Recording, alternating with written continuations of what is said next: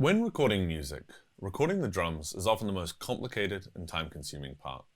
And this is because a drum kit is actually a whole bunch of different instruments all working together, and because of that we often have 10 or 12 or maybe even more microphones recording in a single session to produce this kind of multifaceted perspective on a single drum kit. Now, in the last few years, sampled drum libraries have become very popular.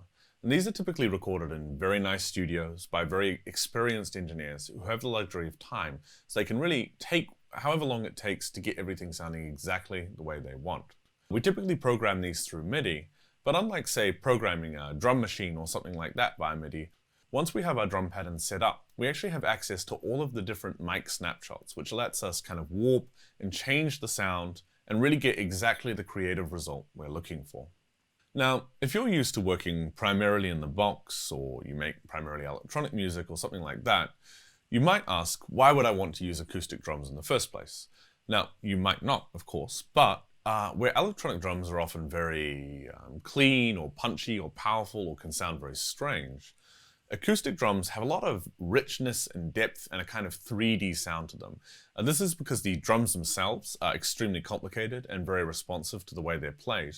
And because the way they're recorded, there are so many kind of perspectives or facets that we have this really rich, very information-dense recording of the drum sound that we can manipulate to make it sound lots of very different ways.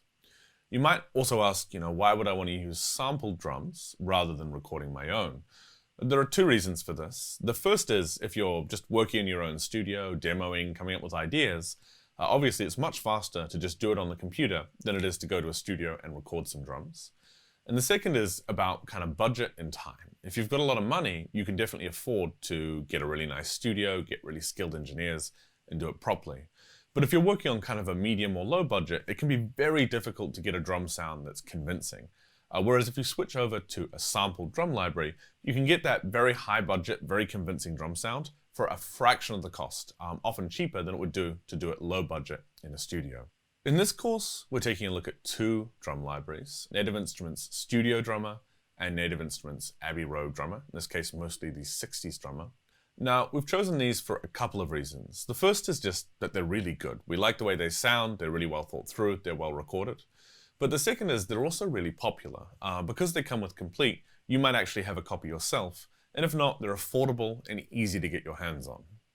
So let's jump over to the computer and take a look at the kind of outline, the basics of the interface for both Studio Drummer and 60s Drummer.